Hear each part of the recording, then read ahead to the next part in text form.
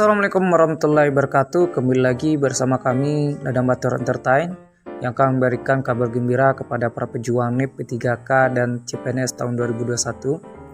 Baik teman-teman para pejuang NIP dan P3K, kali ini kita akan berbagi sering masalah soal dan pembahasan P3K tahun 2021 teman-teman, berkaitan dengan kompetensi teknis.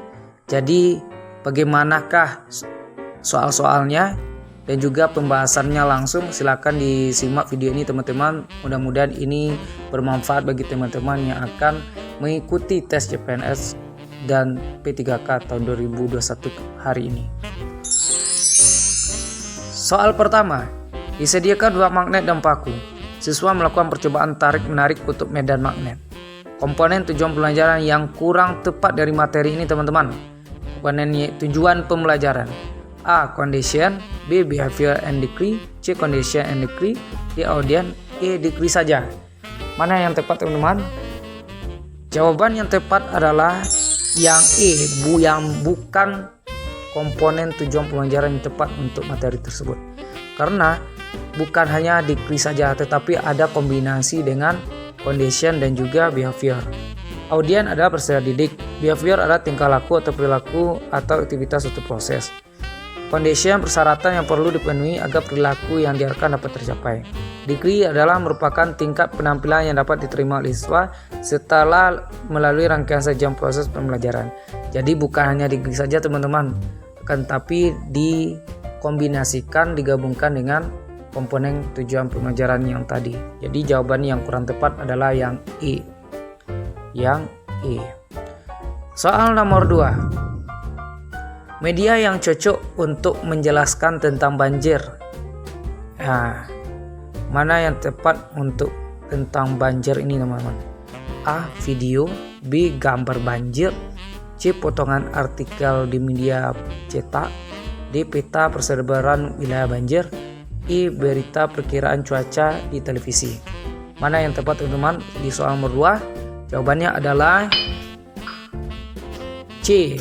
Ya, kenapa C? Karena kalau kita lihat dari gambaran video ini sudah lumrah ya teman-teman. Kemudian gambar banjir mungkin belum tepat. Potongan artikel di media cetak ini yang paling tepat teman-teman ya. Baik, untuk soal nomor 3, media yang tepat untuk mengajarkan kebutuhan ekonomi yang melonjak tinggi. Ya baik, soal nomor 3, media yang tepat untuk mengajarkan kebutuhan ekonomi yang melonjak tinggi adalah A. Potongan artikel media cetak, B. Video yang di kanal YouTube, C. Tayangan berita di televisi, D. Daftar harga barang pokok terbaru, E. Buku paket. Mana yang afdal teman-teman media yang tepat kita gunakan untuk mengumumkan kebutuhan ekonomi yang melonjak tinggi? Jawaban yang tepat adalah C. Tayangan berita di televisi. Kenapa? Karena televisi kali ini itu memudahkan para masyarakat kita, baik itu masyarakat bagian tinggi, menengah dan juga rendah. Karena televisi ini umumnya banyak digunakan oleh seluruh masyarakat atau lapisan masyarakat ya. Nomor 4. Penilaian yang dilakukan oleh seorang guru harus didasarkan oleh prosedur dan kriteria yang jelas, tidak dipengaruhi oleh subjektivitas penilai. Hal ini sesuai dengan prinsip A. Terbuka, B. Menyeluruh, C. Bermakna, D. Adil, E. Objektif. Jadi teman-teman harus tahu dulu kunci ya untuk menjawab soal. Kenapa? Karena penilaian ini cukup banyak yang harus teman-teman hafal, maka intisari saja diambil. Kita lihat di sini ada prosedur dan kriteria. Kalau ada kata-kata prosedur kriteria, jadi jawabannya adalah E. Kenapa? Karena E itu adalah mana dia? Perintah didasarkan prosedur dan kriteria yang tidak punya subjektif, nilai itu yang objektif. Sedangkan SOI penilaian didasarkan pada data yang mencerminkan kemampuan yang diukur.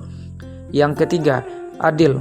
Penilaian tidak menguntungkan atau merugikan peserta didik karena berkebutuhan khusus serta perbedaan latar belakang agama, suku, budaya, adat istiadat, status sosial, ekonomi, dan gender. Itu yang adil.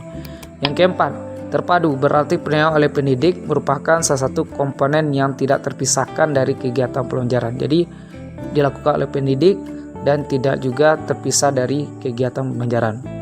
Yang kelima maksudnya ini ya, menyeluruh atau berkesinambungan, mencakup semuanya, itu yang menyeluruh, dan menggunakan berbagai teknik penilaian sesuai untuk memantau perkembangan kemampuan peserta diri, menyeluruh dan berkesinambungan.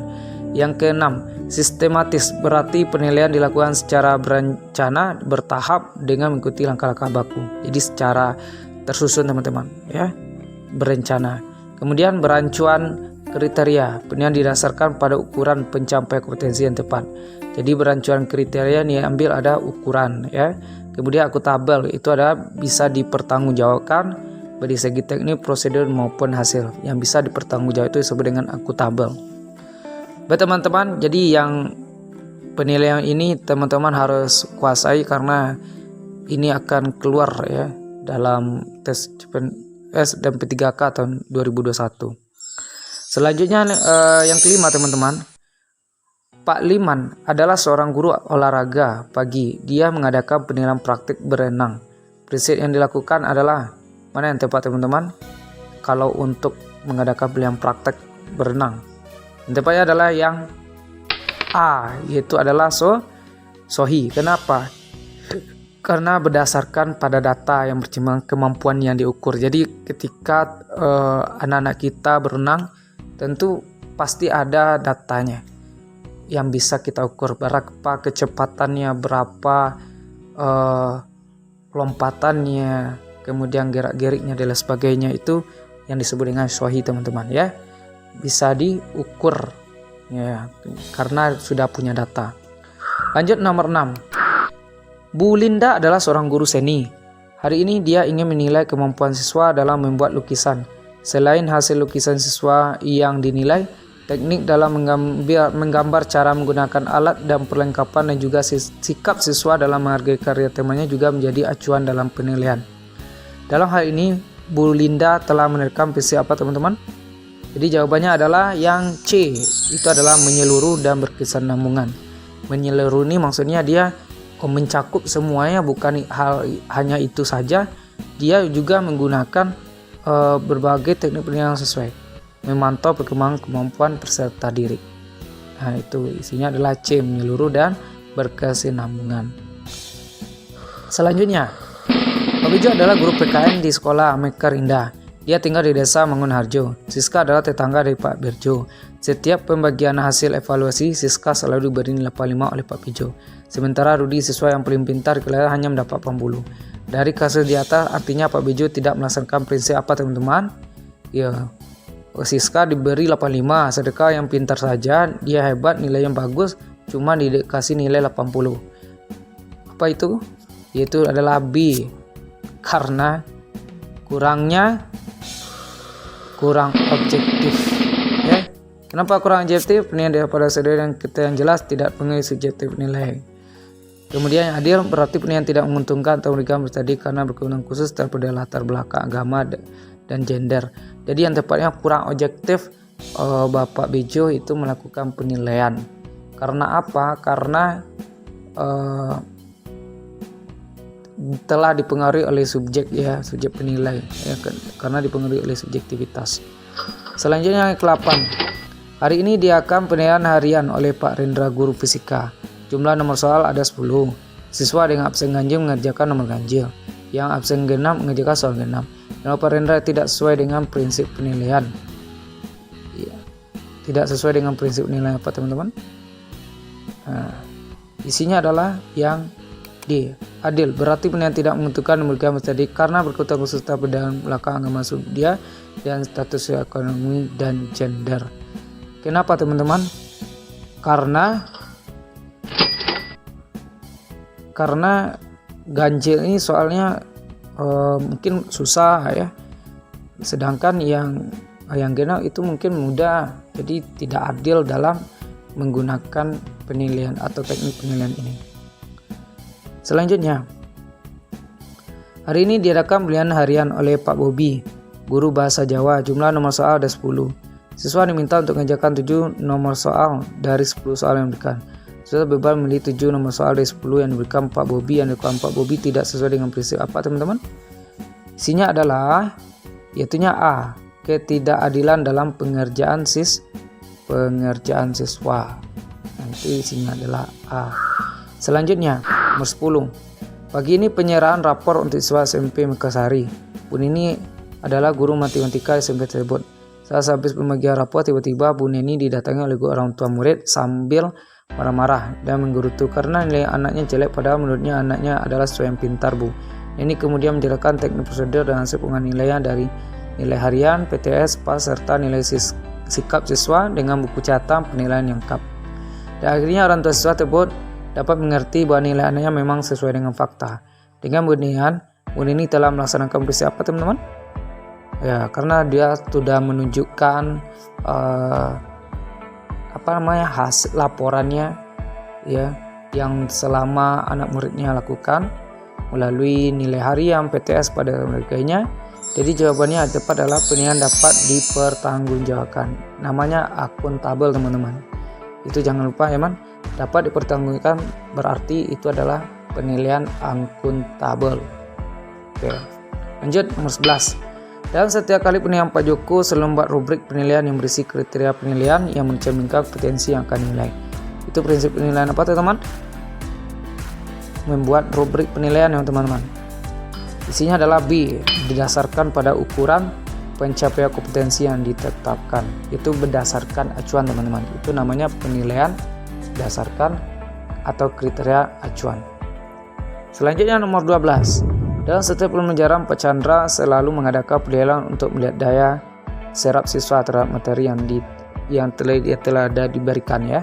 diberikan. Jadi Pak Chandra ini melakukan teknik apa, teman-teman? Isinya adalah C, menjadikan bagian dari pembelajaran. Karena dalam ketika memulai materi, jadi dilakukanlah tanya jawab kepada anak. Jadi disitulah terjadi proses pembelajaran. Itu namanya bagian dari pembelajaran. Oke, nomor 13 yang terakhir, teman-teman. Pada awal semester, Pak Budi sebagai guru IPA selalu menjelaskan penilaian yang akan dilaksanakan selama satu semester dan penentuan nilai akhir IPA yang menerapkan prinsip penilaian. Jadi Pak Budi ini melakukan prinsip penilaian apa, teman-teman?